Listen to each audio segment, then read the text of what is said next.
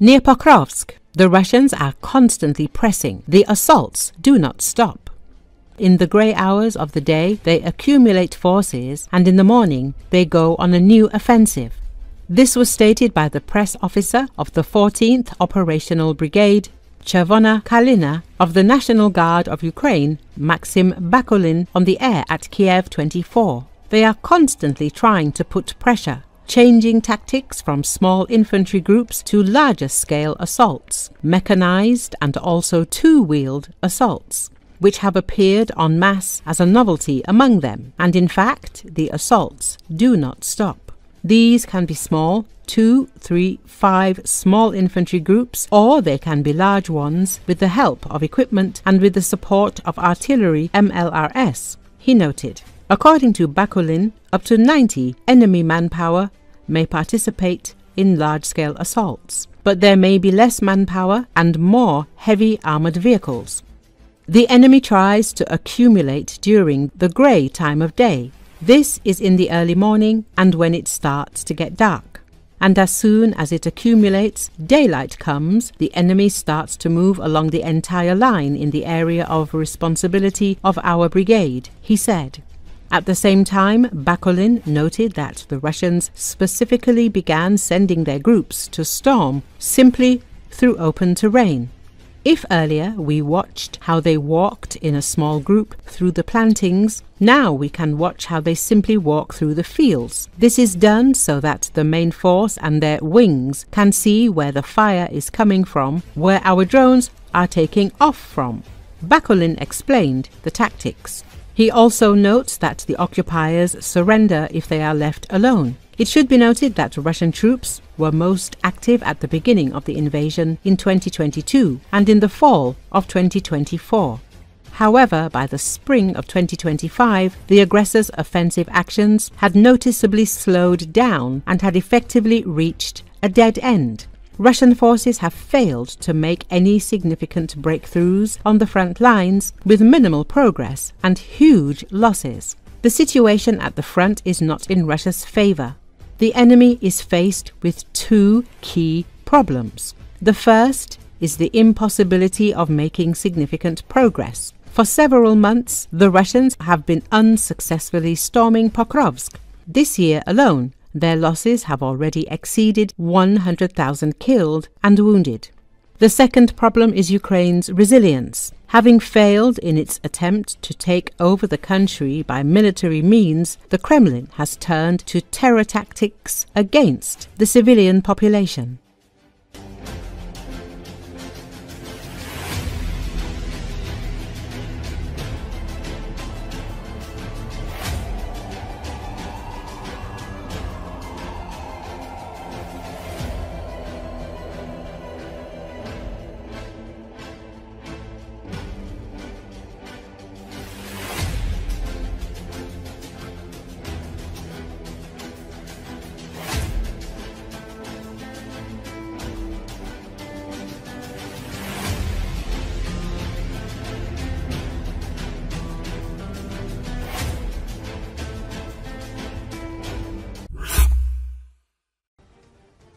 The United States has resumed drone reconnaissance near Crimea after a year's pause, meaning that Washington is still interested in gathering information about Moscow's plans. This opinion was expressed on air by Anatoly Krapchinsky, Deputy General Director of a company producing electronic warfare equipment and an aviation expert on Radio NV.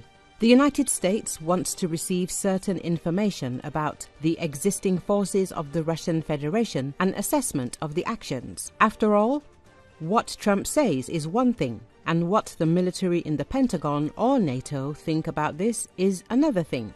Therefore, this is directly a reconnaissance flight which can provide certain information. Do not forget that in the United States there are certain institutions that are engaged in analyzing the situation, collecting information, predicting future actions from any side. Therefore, it is important to receive information here, and most likely this was done for this purpose.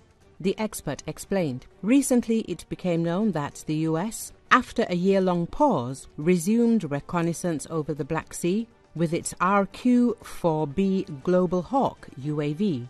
In particular, it flies in the area of occupied Crimea. This helps Washington obtain information about the deployment of Russian air defense systems. It may help Ukraine to strike targets there with greater precision. Earlier, it was reported that the US raised the RQ-4B Global Hawk UAV during the attack on the defense forces in Crimea.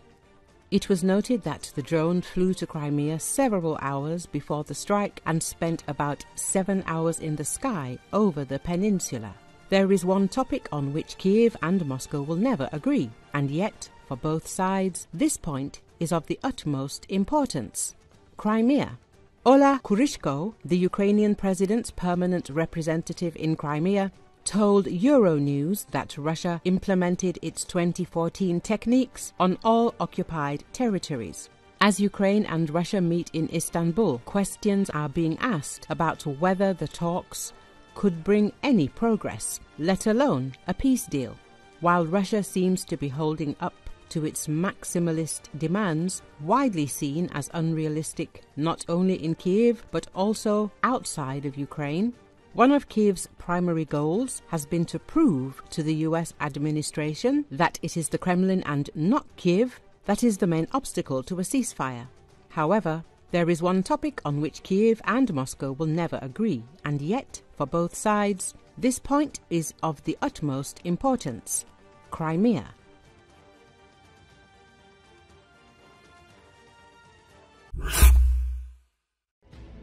The Ukrainian armed forces have denied reports about the Russian army's capture of another village in eastern Donetsk region. The Russian Defense Ministry announced that it has captured the village of Bogodar in the southern part of the Donetsk region, and footage of the fighting from the village has been shared. However, fighters from the 33rd Brigade of the Ukrainian Armed Forces have released footage from the village, demonstrating that the area is under their control. Ukrainian fighters said that Russian soldiers entered a part of the village and planted their flag, but were later expelled. As a result of the battle, 14 Russian servicemen were killed. As can be seen from the footage released, Ukrainian soldiers threw the Russian flag to the ground and trampled it. The Ukrainian flag was also shown waving in the village. It should be noted that the Ukrainian army recently denied reports that the Russian armed forces had captured the village of Torsk in Donetsk region, and shared footage from the village.